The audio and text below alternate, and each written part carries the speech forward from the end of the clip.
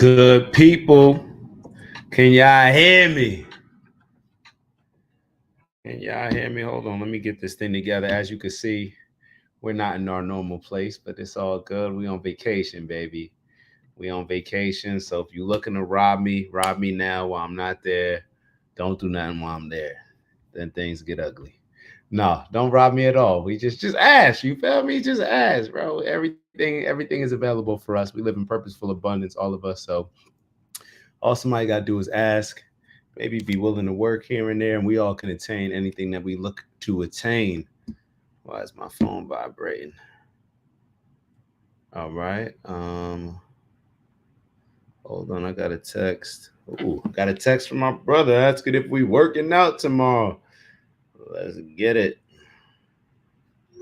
All right, so I guess we working out tomorrow. I don't know how my phone's on do not disturb. It is what it is.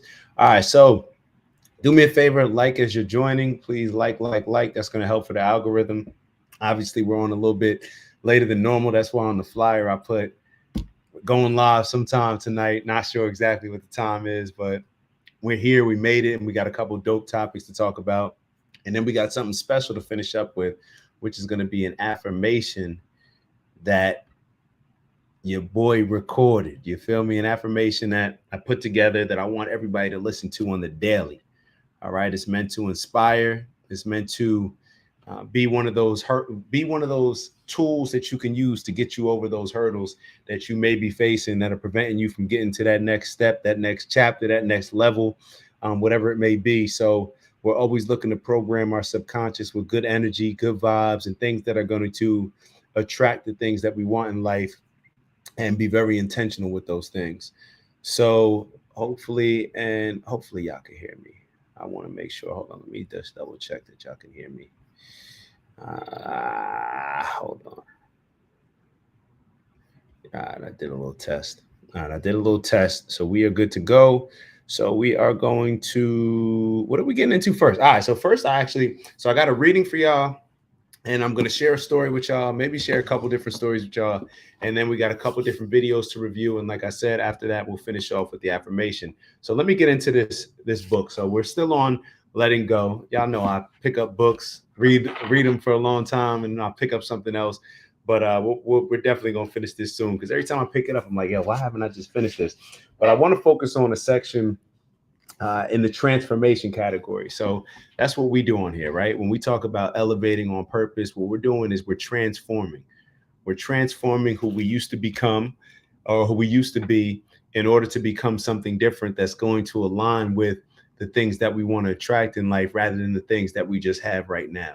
All right. We're always looking to get towards that purposeful abundance. So one of the things, if you notice at the end of every show, we always talk about getting to that bag, and you put whatever it is that you decide in that bag. For me, it was, what was it? Y'all should know by now. It was health, it was wealth, and it was integrity. And we added another one because my dad said we should add happiness.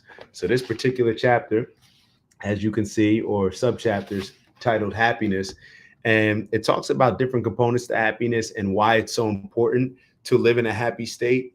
I know that's something that I've been guilty of, not prioritizing.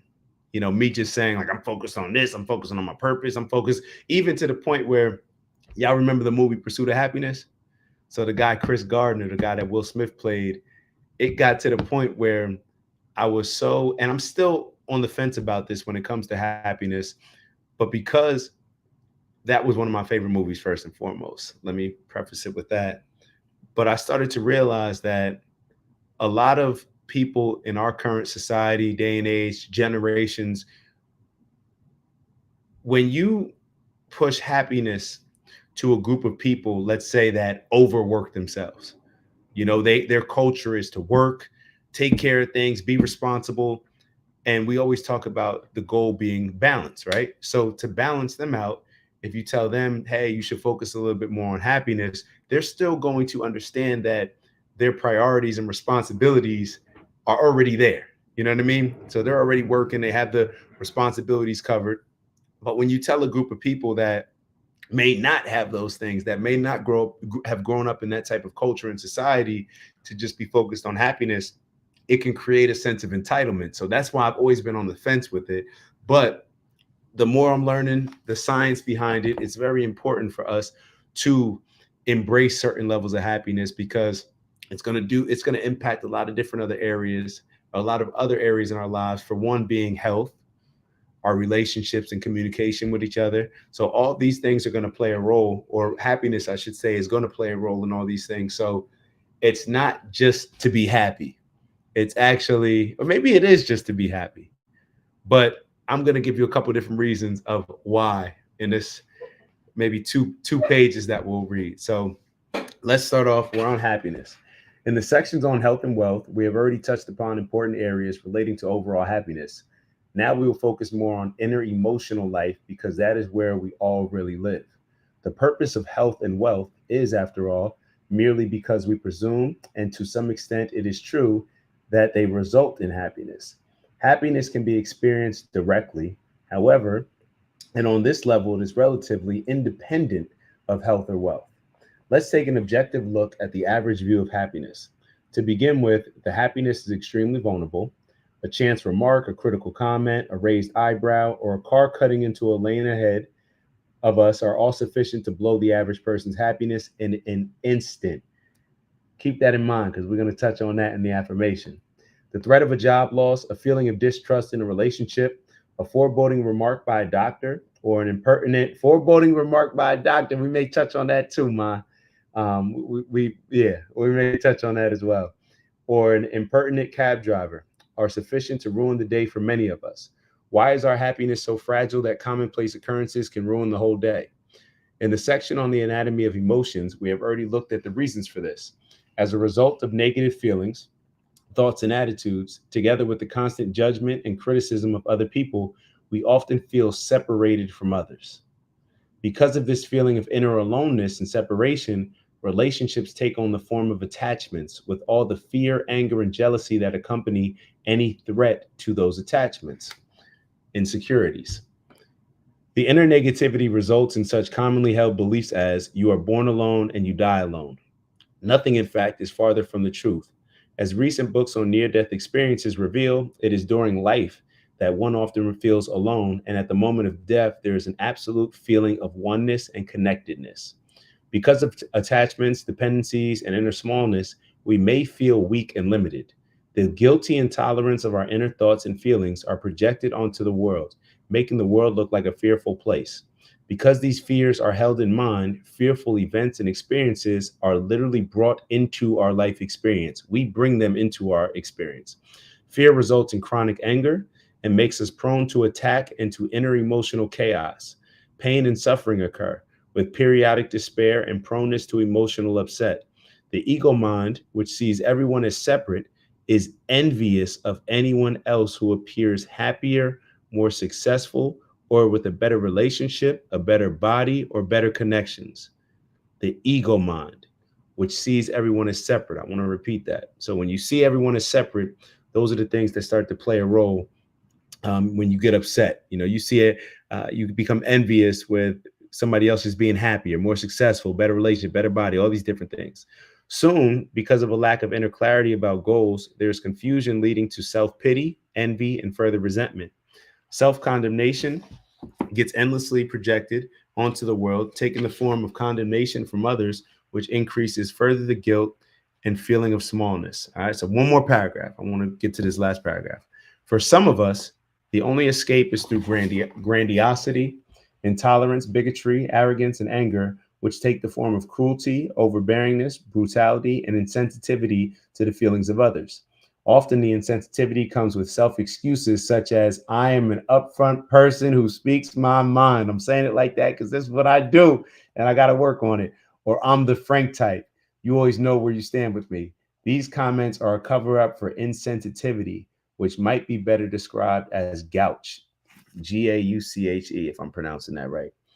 The low self-esteem results in criticism of self and others, constant competition and comparison, analyzing, contempt, intellectualization, doubt, and fantasies of revenge.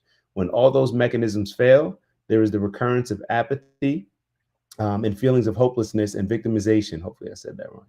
In such a state, we become progressively alienated because there is so much of ourselves that we must hide. Our behavior leads to isolation from others and an imbalance due to overvaluation of the areas of life that do seem to work. So that was a long one, but I wanted to touch on it because of a few things. For one, as you can tell as I'm reading, I'm telling you that I'm guilty of some of these things. We have to be able to self-diagnose ourselves, not from a clinician standpoint like Amanda Seals, but we must be able to self-diagnose, be self-critical, and really be our biggest critic, our harshest critic, because our standards should be so high for ourselves that we should be able to look at all these areas and figure out where we can improve. Now, the second thing, in my opinion, comes from we need to be confident enough to acknowledge that we may be these things, because what happens is when we are insecure and not confident, we want to avoid acknowledging that we may be some of these things. Now, these same things are preventing us from maybe having good relationships, good communication, reaching our goals, all these things, but we tend to avoid them because we don't have the confidence in ourselves to, one, acknowledge it and to say like, hey, I'm not perfect. And for two, the confidence to actually follow through and change these things about ourselves. So those things are very important, at least as it comes to me. We want to make sure that we are our biggest critic. If some and what you end up realizing is there's a lot of stress relief in acknowledging that you have faults, acknowledging when you're wrong. You it's almost like removing a weight off your shoulders. It's okay. It's okay for us to acknowledge certain areas where we need to grow in. We should be doing that.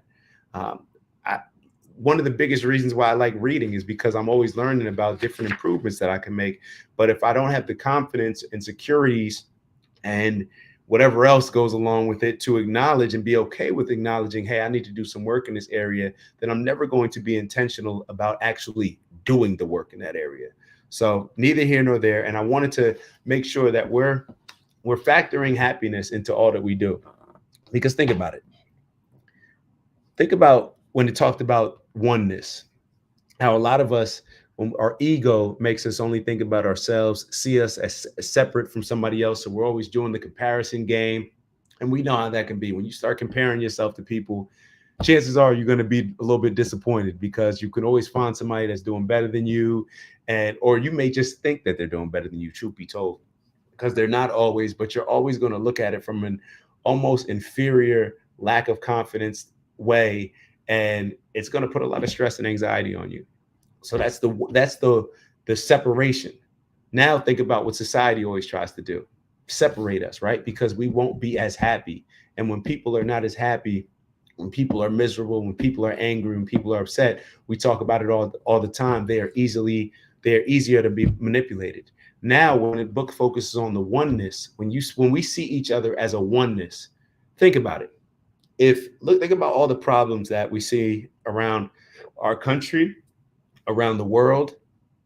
Think about every single movement, whether it's the LGBTQ, the Black Lives Matter, feminists, all these different movements, they're based on people not seeing each other as one, us finding the differences in ourselves rather than focusing on the areas that we are actually alike and that would align us together and attract us to each other. The oneness is what we need to reach for. And the oneness comes about in many different areas. For one, I'll give you an example of oneness.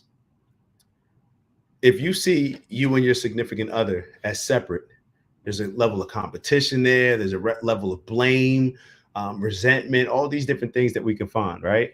Because we're seeing each other as separate. But in all actuality, we're still connected as one because you do something to that person and it's going to come right back to you, right? You see this person in a particular light, you're being mean to them, that energy is still being put out to them and it's going to be coming right back to you. Now, the oneness comes when we can root for somebody else as if it's ourselves. We heard Rick Ross always talking about it. You got to you got to rep it like you own it. Your friend got a business, I'm repping it like I own it. That's the oneness that we're talking about. That's the oneness of a team. Think about the best teams that you've been on. The oneness goal of winning as a team as one was always greater than seeing everyone as a bunch of different individuals. So y'all take it or leave it. Happiness is key when it comes to our health and everything else in life. It just allows us to be less egotistical, more confident. And with that confidence comes a certain level of acknowledgement and vulnerability all these different areas that are going to allow us to be just more decent human beings and have better relationships with each other. So I'm already talking too much. What do we got first? What do I want to show you? Oh, all right. So first, we may get right into the video. So we got a mental health crisis. But first, I wanted to talk y'all ear off about ego. And just since we're already talking about it, I'll give you an example. And there was a doctor that I was working with in Staten Island. And the doctor was looking, matter of fact, if I'm questioning it, then I probably shouldn't say it, right? Let's do the mental health crisis first. We're going to get into this video on mental health. I've been actually trying to show this video to y'all for a very long time. So let's get into this. We're going to talk about the word therapy. I know that's a hot topic right now, or it's been a hot topic where people are getting pushed to do therapy. And I just want to get some, just have a little convo about it, get some other people's understanding and perspectives on it, and also get your opinions on it. So hold on, it should already be queued up. Let me just make sure it's being shared. Screen. All right, we're good to go.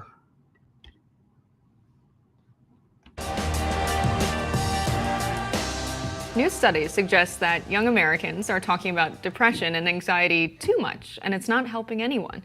The New York Times reports that studies done in the UK and Australia found students who underwent training in the basics of mindfulness, cognitive behavioral therapy, and dialectical behavior therapy, and they did not emerge healthier than peers, and some were actually worse off.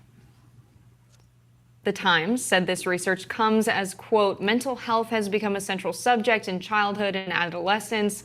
Teenagers narrate their psychiatric diagnoses and treatment on TikTok and Instagram. School systems, alarmed by the rising levels of distress and self-harm, are introducing preventative coursework in emotional self-regulation and mindfulness. Two research psychologists at the University of Oxford said, quote, awareness campaigns were contributing to young Americans self-labeling themselves as having depression or anxiety, though many mental health specialists disagree and argue lack of access to treatment is the bigger problem. Let's stop right there. So you heard some experts saying that us talking about mental health for so long, or focusing on it for so much right now, is leading to all these self-diagnoses where this person is depressed, anxiety, mental health. We hear it all the time where people just either are self-diagnosing or talking about somebody else. And it's because it's always getting thrown in our face. Now, these doctors, we've already talked about it before. These doctors, their schooling, their journals, their peer reviews, they're all controlled by the money of Big Pharma. How does Big Pharma make their money? Off of diagnosing people with mental health disorders and then prescribing them medicine. Now, what's the great business model as far as when it comes to pharmaceuticals? When you break your arm, you can feel it. Sometimes you can see it, right? Something is visibly wrong. It's going to swell up, all these different things. It's a lot harder to diagnose somebody, to make a mistake as far as like if they got a broken arm compared to if they, like, you know what I mean? Like it's harder to convince somebody that they got a broken arm if their arm's just working perfectly. Now, when it comes to the mental health stuff, these pharma companies, in a demonic genius marketing way, let me emphasize demonic, they have figured out that their business plan works very well because they can diagnose somebody and give them medicine without any effects, just by a quote unquote specialist, therapist, whoever it may be, that is able to diagnose this person by asking them certain questions. Are you sad sometimes? Do you get miserable at times? Do you have a lot on your plate? All these things. Now I got anxiety. Now I'm depressed. Now I'm all these other things, these mental health disorders. I'm schizophrenic, all these different things. Why? Do you think they're really doing it so they can make you feel better? Do you think they're really doing it to solve your issue, or do you think they're doing it so they can prescribe you medicine, which is going to give them a certain level of kickback from the pharmaceutical companies when they're flown out on these, getting flued out on these expensive trips to the islands and whatnot? What do you think? Follow the money, right? It always comes down to that. So the doctors that are on the side, as far as, hey, we're talking about this issue too much, and that's why it's becoming such an issue, that's what I subscribe to. Look at all of the movements that we're dealing with. I mentioned some of them earlier. When you convince a group of people, if you convince somebody that they have a problem, and when you can convince them that, now say like, hey, the problem's not your fault, what do you think they're going to lean into? They're going to lean into that. They're going to lean into the victimhood. When all you do is talk about racism, you're going to see the world through a lens of racism.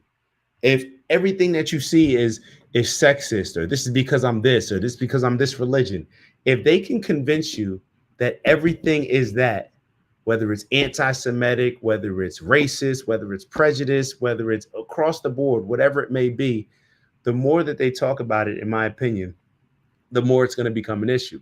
We had a conversation the other night at my buddy Pete DeNoble's house in Chaga, DeNoble, and we always have these deep conversations. And one of the things that came up were how to solve some of the issues. And Shaga's mom was agreeing. We were saying the same thing, as far as like, you can't, looking at the black issue in America, one of the overwhelming issue.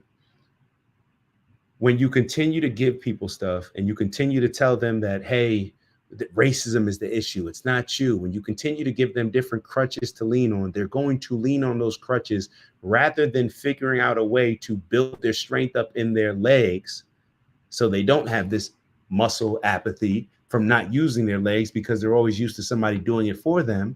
That is the answer in the long run. All right. Don't give me candy thinking that I'm going to feel better just because it's in the moment, it tastes good. Give me the vegetables, give me the fruit, give me the things that are going to be better for me in the long term, rather than you just getting instant satisfaction and instant gratification based on what you want in return. So to me, that's what happens in the mental health industry. The more that you're in healthcare, you realize this is no different of a business than selling cars. Used car salesmen, I know they get a bad rap, but I'll tell you, some of the best salespeople, it's the doctors, primary care, pain doctors, whoever's prescribing all these medicines, to the surgeons that are doing surgeries, especially if you've got a good insurance. So let's keep looking at the video and see what they have to say. I don't know. I do see a lot of self-diagnosis on TikTok, but I do think mindfulness should be the first step, right? Trying these alternative methods, because in the US we throw drugs at a lot of issues, and I think that's a big problem, especially in a developing brain. I think there's a place for medicated treatment of mental health, but I do think we went through this period of, okay, we're going to take this seriously as a healthcare issue. And it resulted in the classic American way of, we're going to throw some pharmaceuticals at it. And I think it's good that we're swinging in the other direction of trying other things before going for the pills first. But I will also say, I remember talking to my psychiatrist, because I have ADHD. And she said, it sounds like you have anxiety. And I was like, what indicates that? It's like, you said you're worried about like the state of the world. You stay up at late worrying. And it's like, have you been outside? Like, is this a me thing, or is this the world we live in thing? And so I do think that that's a big contributing factor. Yeah, I actually have a very similar experience. So after my dad passed away, I decided to go see a therapist because everyone around me was like, oh my gosh, you have to talk to somebody. Like, you're going I want to stop it right there, and not to cut off her story, especially on her dad. But has that ever happened to y'all? Think about it. Think about just how often it comes up. Think about it. Like, could you imagine going back 50 years, 100 years, 150 years, and I couldn't show up at work today. I had a stress attack, or my anxiety is bothering me. When somebody doesn't give you a crutch, it's like you're not thinking about it. It's almost like a seat. We're all standing, but now if somebody brings a chair in there, now it's like, now we're thinking about taking a seat. We have to understand how this, like, it's, I don't know, master manipulation, in my opinion, by a lot of these pharmaceutical companies, because they convince the doctors and they just make this such a huge thing in order to sell a product. It's like if I'm trying to sell hamburgers, then I'm going to convince people that eating meat is the cool thing. You're strong, beef, all these different things, whether it's good for you or not. But because we hold these doctors and these people in healthcare in such high regards, we overlook certain things when we shouldn't. You're going to fall apart if you don't talk to somebody. So I went to see this therapist, and in the first session, literally within the first 2 minutes, he said, "Are you depressed? Do you think I need to prescribe you an antidepressant?" And I was like, first of all, I don't think I'm qualified to make the determination as to whether or not I need an antidepressant. That's crazy. But two, like, I'm pretty sure I'm just sad because my dad died. Like, I don't think like clinical depression is the right way to describe. And then what happens? What happens when you get on those? We always talk about a lot of these other drugs being gateway drugs. What happens when you get on these medicines? What happens when you get on these medicines where they dumb your life down, where I don't know.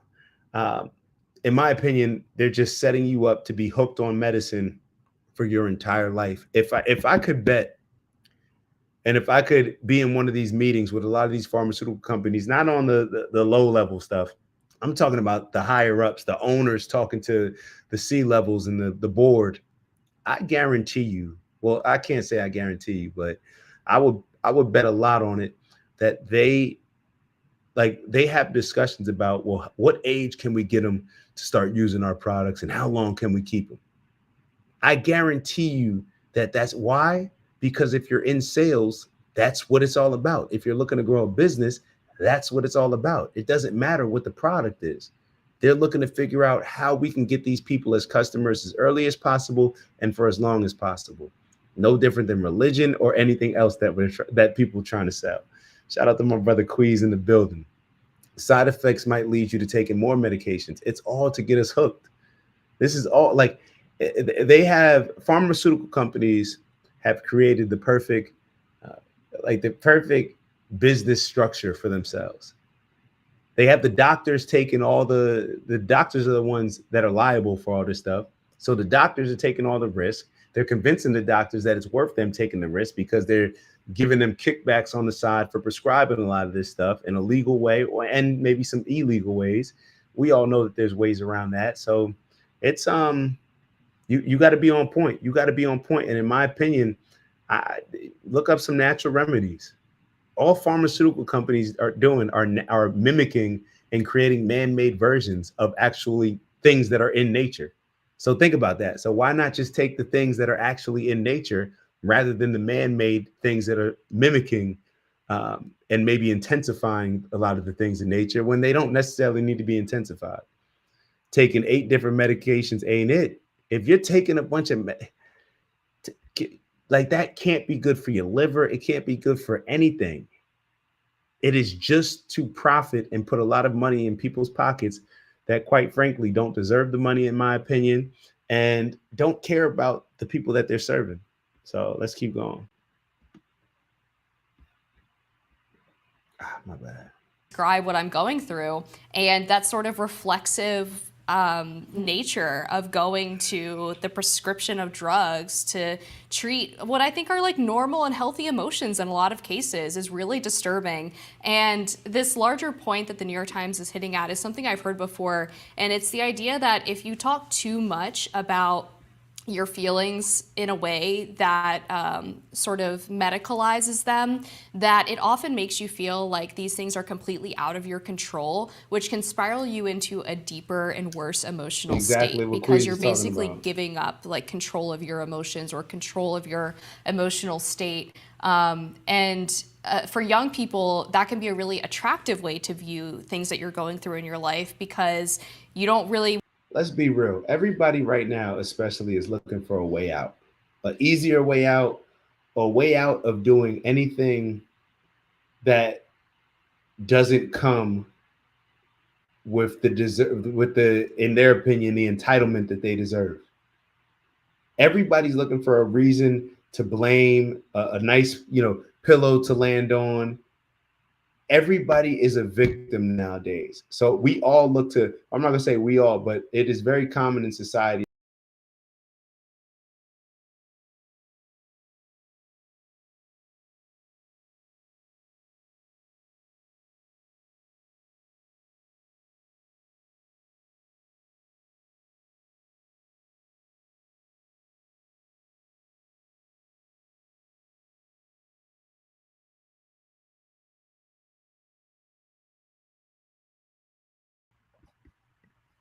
Are we good?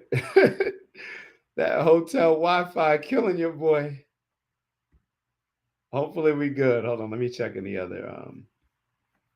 Hold on, let me just give me a second. I know we jumped out for a second. Hold on, give your boy a second. Give your boy a second. I'm on the hotel Wi-Fi. It is what it is. All right, so let's get back. Let's get back because I wanted to comment on what she was just.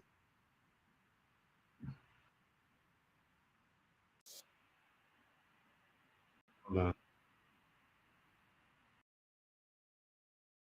Let me get back to it. Impacts on young people's mental health, feel those emotions and letting them pass. It almost seems like something that's stigmatized in a way now, where you want to find the quick fix to get rid of whatever bad emotion that you're feeling.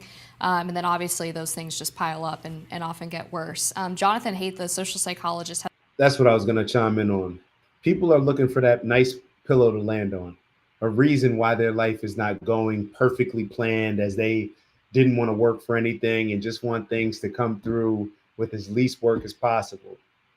Just think about that.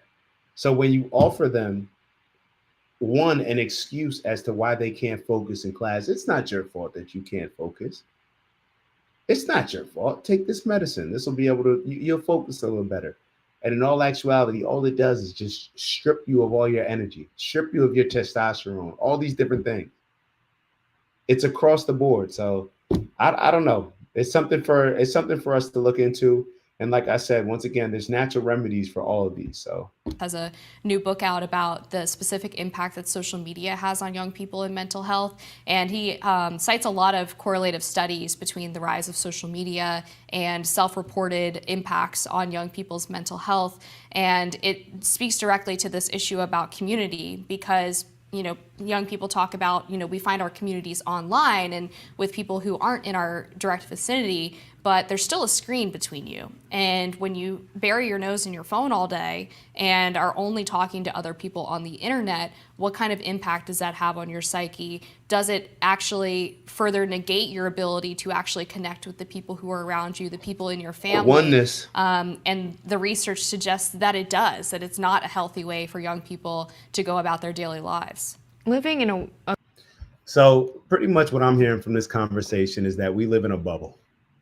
Whether it's a TikTok bubble, and that's the thing, there's pros and cons to all this stuff. There's the pro to that we see with a lot of TikTok and a lot of social media is we get our information where they're not able to hide a lot of this stuff from. And that's why they want to put a lot of this censorship on these social platforms, especially TikTok, which we're seeing now. But when it comes down to it, we have to understand that it's almost like a conversation where I was talking to my homegirl, Baywa, my partner, my colleague, whatever you want to call it, who works who does OG Elevate, and now she helps me with a lot of my day-to-day stuff. And she was talking about America, and she's like, "Yeah, things are so great there. You guys are just so free."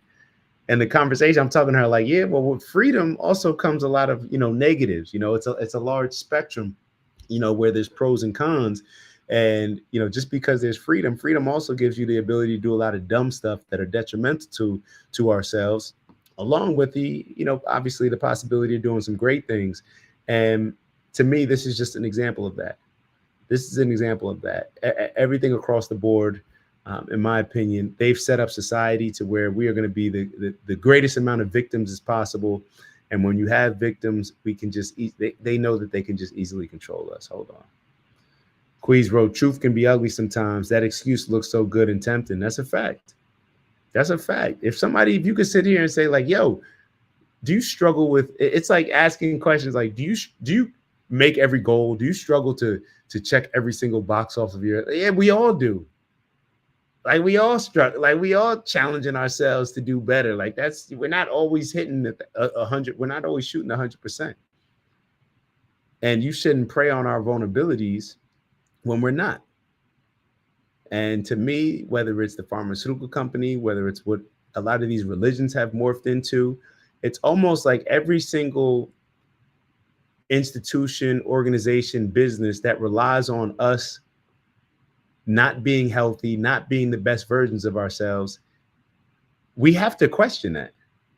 It's like if you benefit from me not being at my best, and maybe you benefit even more with me being at my worst, would I really trust somebody to give me objective information and to even just have my best interests at heart when I know that they chose a profession to where they profit from me being sick, me being injured? Now, you may say, well, shoot, what if nobody decided to get into a profession because um, because they don't want to do something that where they benefit from people being hurt? I would say it's almost funny because it's like you ever heard it's like the cop thing. I used to couple of the police officers in town, they'd be like, yeah, you should, you should be a cop. I'm like, and it just made me think there's a few people that I think that would be good cops. And it's funny because, and maybe cops can attest to this, it seems like the ones that should, the people that should do it don't want to do it. You know what I mean? And then the people that really want to do it really bad, they could be the ones that we end up having issues with. Obviously, that's not 100%, but I'm just basing that on my personal experience, based on the cops that I know that have the coolest temperament, and whether I'm in trouble or doing whatever situation I'm in, I would look forward to seeing them or appreciate how they deal with us as humans. Um, I would appreciate it. So neither here nor there. Let's take a look at the next video. I do want to get into this. I think it's a Bill Maher video. No, actually, we're going to go Jon Stewart. So we're going to get to the comedians a little bit. Jon Stewart, and then we're going to get to Bill Maher. And we're going to stay kind of in this healthcare lane. So let's get to Jon Stewart. Was Jon Stewart? Hold on 1 second. 1 second. I switched the order. Bear with me. I think Jon Stewart was actually on. Hold on. I'm sorry. I think Jon Stewart was. Oh, yeah, here. He's on Instagram. That's why I didn't see it. All right. So let me share this video of Jon Stewart with y'all. He's asked a very interesting question, and I think he gives an amazing answer. An amazing answer. So let's get into this. Hold on. To comedy, the effect that it can have, and Hold on. Are there limits to comedy, the effect that it can have, and are there certain topics that are off limits to political satire? To the first, no topic is off limits, because no topics are off limits to life. And I'm still waiting for someone to ask that question to a politician instead of a comic. Because all I ever hear is people always say, where's the line? And they always ask comedians, where's the line? But very rarely do they say to presidents and senators, where's the line? Which bomb would be the line? So it's always interesting to me that people think comedians somehow are the ones that go against, push human nature too far. But the actions of our government are somehow we all just kind of accept it. Are there limits to comedy? Are there limits to comedy? He brings up an excellent point. An excellent point. Why do we not ask our politicians these type of things? And it just goes back to the same reason why we don't necessarily question a lot of the doctors, whether they're giving us medicine or prescribing this or telling us that we need to have surgery. Maybe ask some of the pharmaceutical companies, where's the line? Why don't we ask some of these politicians? Maybe that should be a question. You matter of fact, the only time that I ever heard a question like this asked to a politician, it was to Ben Carson. Hold on, I know the service is going in and out. My apologies about that. It's the hotel Wi-Fi. I did not bring my Ethernet cord. That's probably what I should have done. But the only time that I remember this type of question being asked was to Ben Carson. And it was because a lot of people viewed Ben Carson when he was running as president as a weaker person. And this is probably the first instance that I got completely turned off, or it just kind of felt like, damn, like this is darker than I even thought. And they asked Ben Carson, I don't know the exact numbers, but they asked him in a debate, they said, would you be comfortable with dropping a bomb and killing thousands of women and children? As soon as they asked that, I was like, damn, that's an interesting question to ask. But then I started to think about it. I started to think about like, damn, I didn't know that that was a qualification, for the president of the United States. I didn't know that that was something that needed to be answered, and it definitely does. And we see why it does now. I just thought it was interesting that they asked him because they thought that he was, a softer type of candidate. And they explained that in the question. They said, like a lot of people, they didn't use the word soft, I don't think. Maybe they did. But that was exactly what I read from it. And when I think most people read from it, when they describe like, hey, you're a nice guy, you're used to saving lives, you're a surgeon.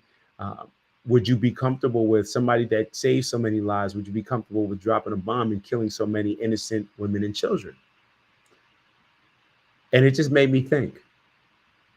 And maybe some of us should go back and look at some of the records on people, because what do we always talk about? That a lot of times we excuse the behavior of people that we like. So maybe we should. They trying to mess with the signal because they know what I'm about to say. So maybe we should. Hold on. Let me make sure that y'all can hear me. I want to check in the other screen. Hold on.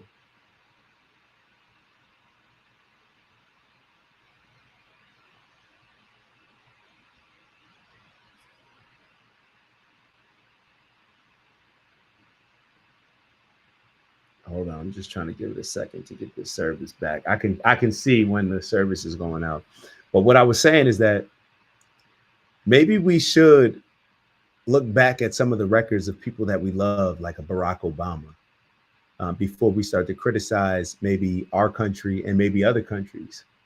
Maybe we should go back and see like, oh man, why are they messing with this service? But maybe we should go back and see like, well, I wonder how many bombs of Barack Obama, this amazing, nice guy that we love, was dropping. I wonder if that would make us look at him any different.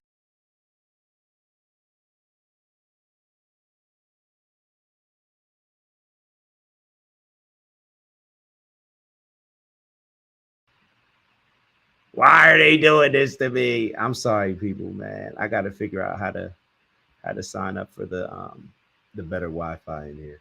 But Murphy's Law, Queez, explain Murphy's Law. Matter of fact, I've heard of that. But hold on. Let me check that out. Let me Google Murphy's Law. And you can drop it too, Queez, if you. I'll pull it up for everybody as well. Murphy's Law is an adage or epigram that is typically stated as anything that can go wrong will go wrong. Anything that can go wrong will go wrong. Okay. Yeah, and it's I don't know. We need to look into that though, because like Jon Stewart said, it's one thing to ask comedians this, but why aren't we asking our politicians? Is it because we're scared?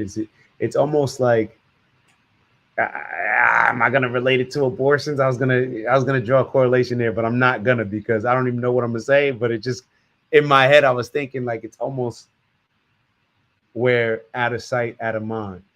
For a lot of the people that comment on abortions, obviously a lot of us are men, so we're not gonna have really any real world experience with it, but we comment on it, we're interested in it. But so many people, when you think about like how Bill Maher was talking about abortions, we showed the video before where he's just like, don't care, their lives are not, doesn't matter to me, we got plenty of people living. And that's the same energy where it comes to a lot of these bombs that are out of sight, out of mind. We think that we're the greatest country, we think these presidents that we root for and that we elect are some of the greatest people with the greatest standards.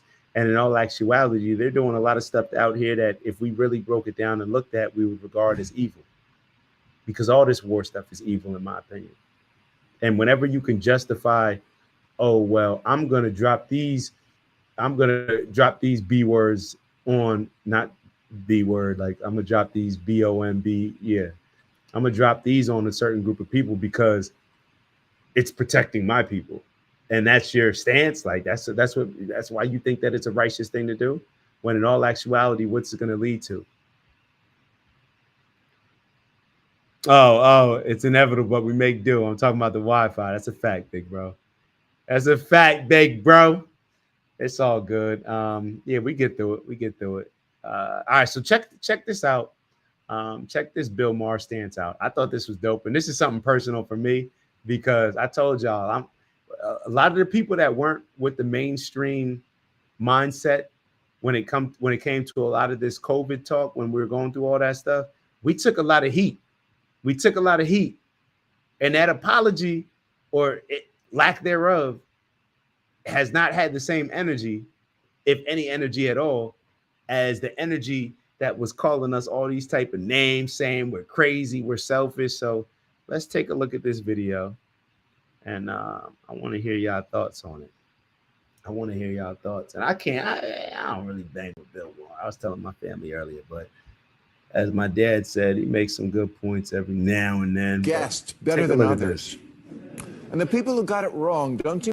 I get it that we didn't know exactly what was happening at the beginning of COVID, and some mistakes were inevitable. But 4 years on, I'm tired of hearing, well, we didn't know. No, we didn't. But some people guessed better than others. And the people who got it wrong don't seem to want to acknowledge that now. Some people said closing schools for so long was pointless and would cause much worse collateral damage to kids, and they were right. Thank you. Don't be afraid. 4 years ago, the Daily Beast ran a story with the headline, Bill Maher pushes Steve Bannon Wuhan lab conspiracy theory, which was typical of the mainstream media at the time. Of course, it wasn't a conspiracy theory, and it wasn't owned by Steve Bannon. And now everyone, including the Biden administration, admits there's at least a 50-50 chance that the virus could have begun in the lab in Wuhan that was doing gain-of-function research on that virus. Duh.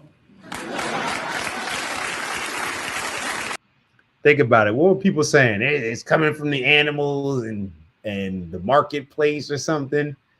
Even like there was back and forth all over the place on this.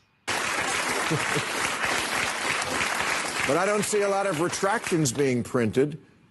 Yeah, when COVID hit, we did a lot of stupid things because America never reacts. Forget retractions, because we saw how a lot of these newspapers, they retract certain things. Nah, retractions aren't good enough. Acknowledgement. Don't just take away an article or think you can like somehow not take acknowledgement, but just it's like, what do I mean by this?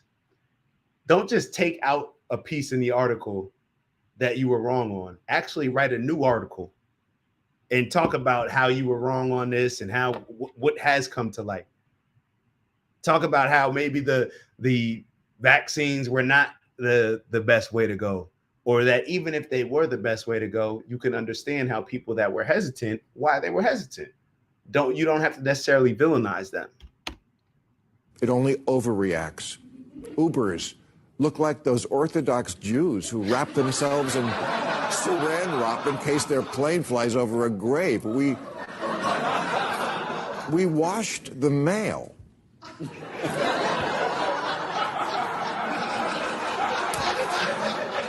We played baseball in front of cardboard cutouts.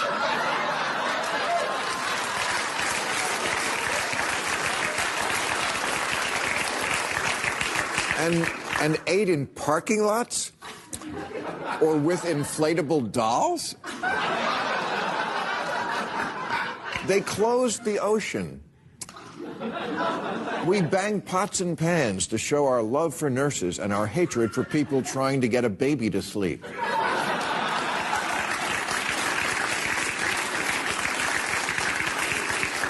For 2 years, we had to get nostril fucked every time we left the house.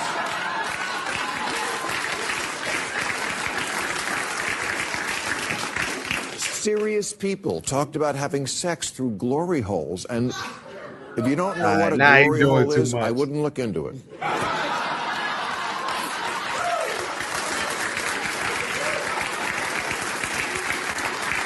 We were told to wash our hands every 5 minutes and don't ever touch your face, and if you absolutely must go to the beach, for the sake of all that's holy, wear a mask.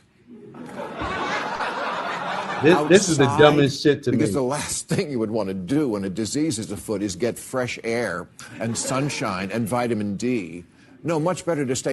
Yo, I remember jogging. I went for a jog. I was in Hackensack, right around the crib, and somebody stopped me while I was jogging. Older gentleman, cool, and he was like, "Yo, you jogging without a mask on?" And I was like, "What, bro?" He's like, "Yo, it's in the air. They found out it's airborne. It's in the air." And I'm just like, it just felt off. It felt wrong. It felt like, yo, where am I living? You felt like you were literally in a zombie apocalypse, to where if you just stepped outside, like you were just gonna, I don't know, melt or something like that. Stay locked up, stressed out, and day drinking. Hold on, I think I messed up. I think I messed up this joke. Hold Stay on. locked up, air and sunshine and vitamin D. No, much better to stay locked up, stressed out, and day drinking.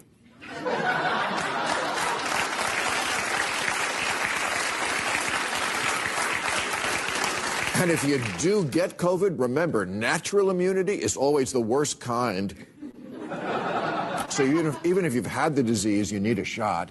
Yes, some very bad ideas were embraced as the conventional wisdom, ideas that haven't aged well. And a lot of the dissenting opinions that were suppressed and ridiculed at the time have proven to be correct. Maybe that's why the powers that be never wanted a COVID commission. Why not? We love commissions. The Warren Commission, the AIDS Commission, the 9/11 Commission. The NFL even had a "is ramming your head into another guy's head bad for heads" commission. Really?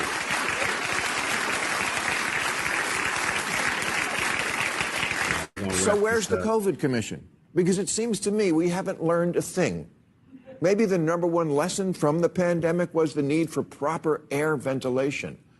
Second was never go on a Zoom with Jeffrey Toobin. But Yeah, that's the dude. But if there's been a big national movement to retrofit buildings, I missed it. Gain of function research is still going on in labs. We're still torturing animals by raising our food in conditions ideal for viruses to make the leap to humans. Bird flu was just found in a goat, which means we're just one lonely farmer from the next pandemic. Damn. Yeah, come on, bro.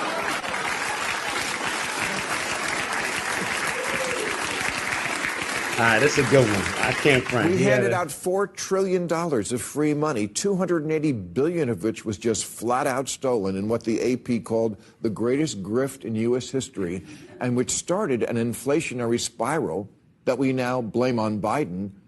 So we're going to bring back Trump, the guy who ignored COVID like it was the dinner check? I didn't stop it there, but they did. Actually, we were talking about this earlier. I don't know how y'all feel, but I believe that if it was ignored, now that's the thing. It's tough to ignore something where you have the TikToks and everything like this. So things just get escalated quickly to where now people are actually living in fear of these things. So just like with the mental health things that we're talking about, because it's constantly in our face, it's almost like there's a certain level of fear there, and it gives us the ability to lean on something as a crutch. On TikTok, if we were able, if nobody knew that there was a virus going around or a flu, it wouldn't have, in my opinion, affected as many people. It's the same thing as the placebo effect. Like if you think that you're healthy, you're going to be, they're more likely that you're going to be healthy than if you constantly live in a fear of something happening to you. If you're constantly living in fear, it's like, okay, there's a pandemic. I mean, all you got to do is look at how people were acting about toilet paper. Like toilet paper. Like out of all things, like I get it. You got it. But look, if ish hits the fan, no pun intended, we'll survive without toilet paper. If ish hits the fan, no pun intended, we will survive without toilet paper. But look how people were acting.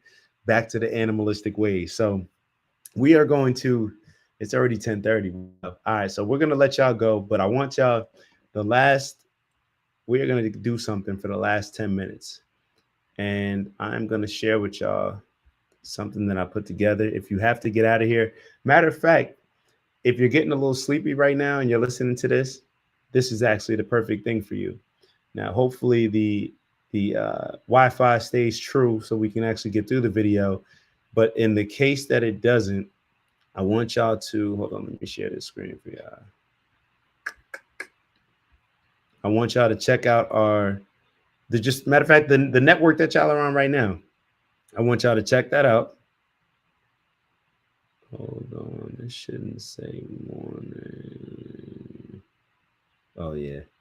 All right, it does say morning. Y'all know how I feel about morning, the word morning, but whatever. All right, so I want y'all to check this out if you can. Hold on, let me get rid of this. Let me get rid of all these other tabs. And like I said, it's good. I don't know about y'all, but I listen to a lot of my affirmations when I first wake up, or even though this says morning inspiration, you don't have to listen to it just in the AM. You can also listen to it in the evening. I like listening to them both. And in the evening, I like falling asleep to them because it's almost like I'm programming my subconscious. You know, what's that Bible saying? I forget the Bible verse where they say that God gives, or the angels come and whisper to us and give us our directions when we're asleep.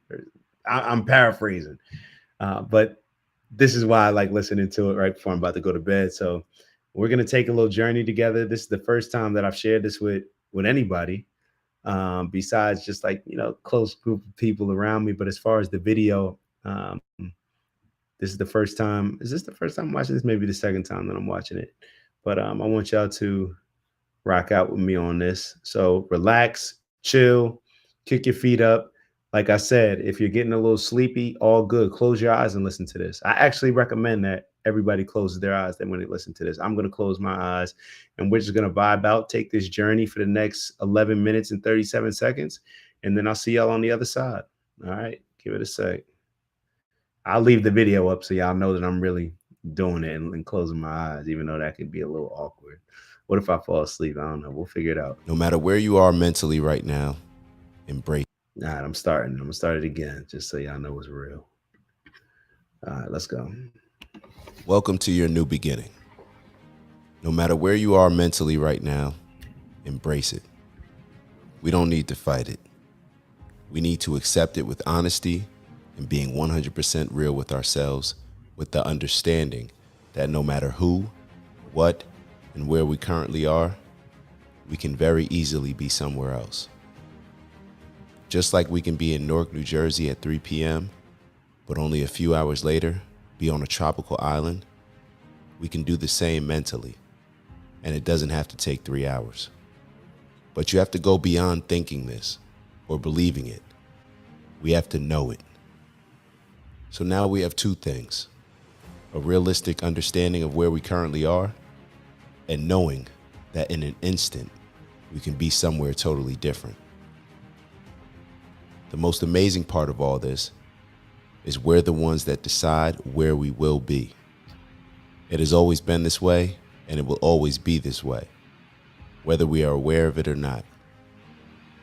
Our reality is simply a representation of our thoughts.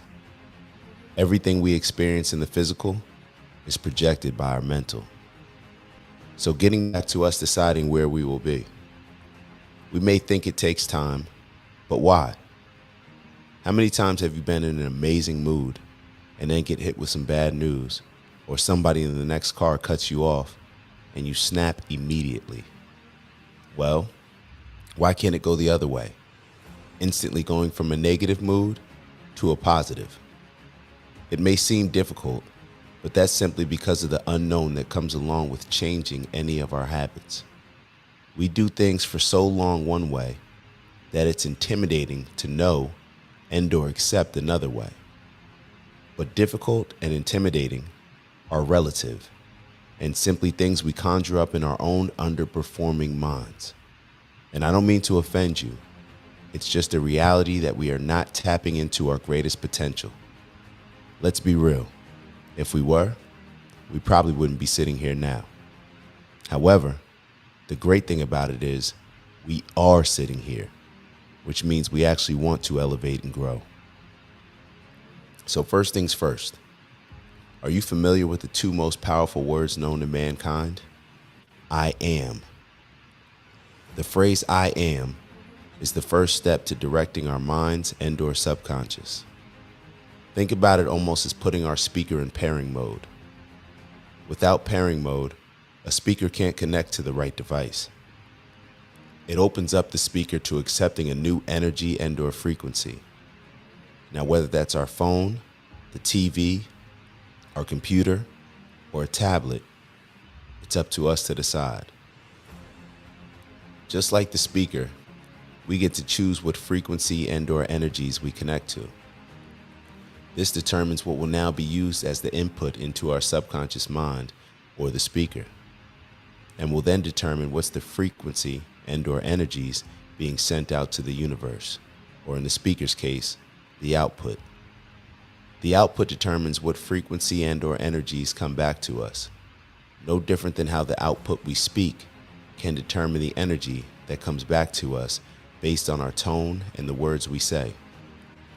So we can now know and accept that we control what comes our way by simply controlling our thoughts. So what kind of world do we want to create for ourselves? What kind of world do we want to create for our families and loved ones? Our imagination is the key to unlocking everything.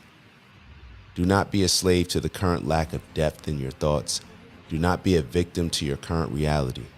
Stop dwelling on the past and let's make a decision right now to start painting the canvas for our future. All that matters is what we decide to do now. We can change the narrative of the past, and we control the reality of what the future will become. Think about what success looks like for you. Is it reachable? But before you answer that, think about the last few things you prayed and asked God for. Really think about them. Now answer this. Which one of those things could you not make happen on your own or by building the right team around you? Most people pray for more money, more opportunities, a better physique, more women and/or men to choose from, etc. Well, please tell me which one of those things we can't control. The answer is none of them.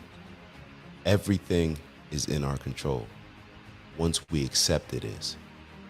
We tend to act as if the universe and/or God is leading us, but in all actuality, we are giving God and the universe direction. Think about the common translation of James, chapter 2, verses 14 to 26, that faith without work is dead.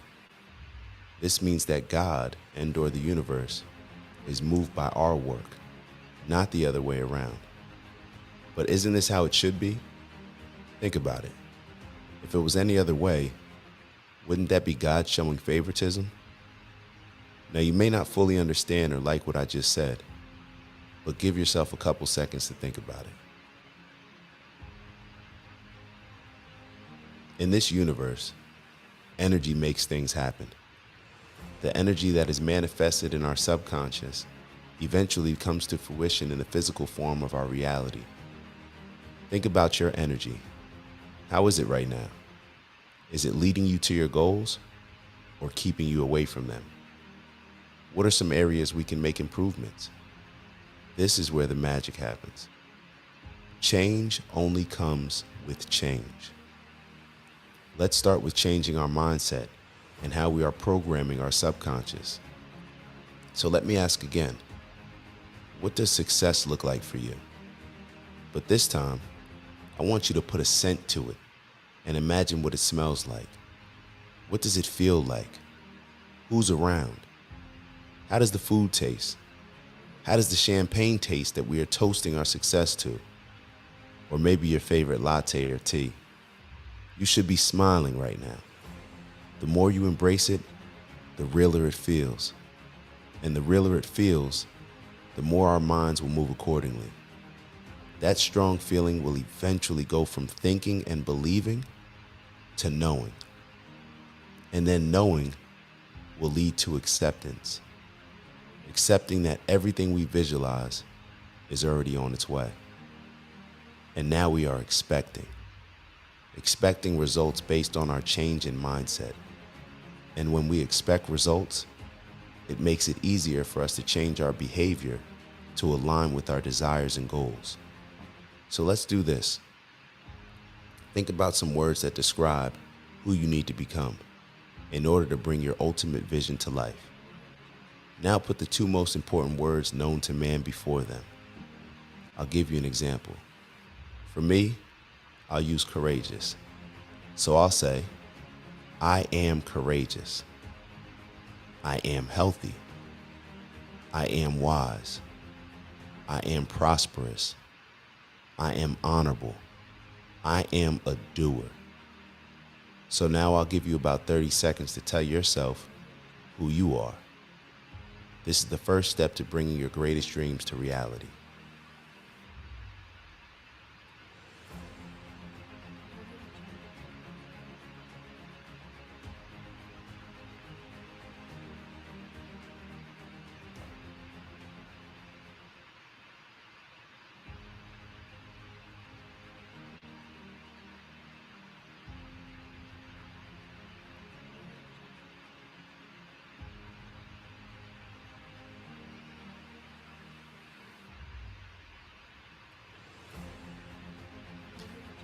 With every inhale, breathe in everything you yearn to become.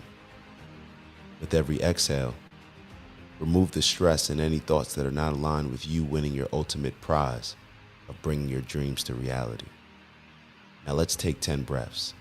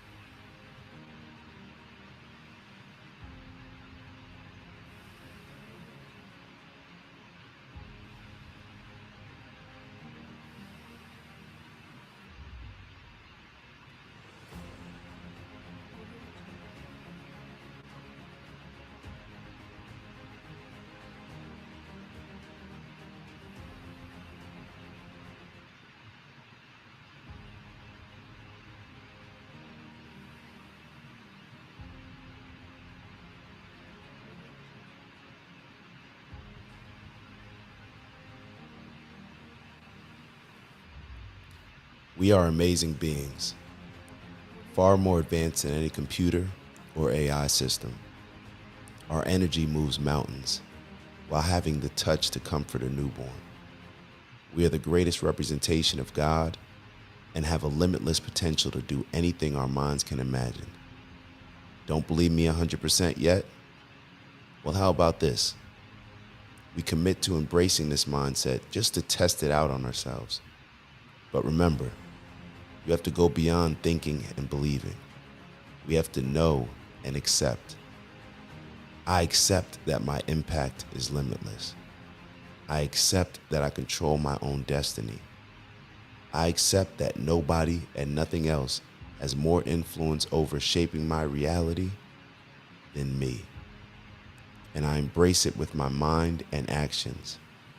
I am that I am, and that is everything I need to be. I am. I am. I am. I am in control of creating my reality. Now let's start building the life we desire.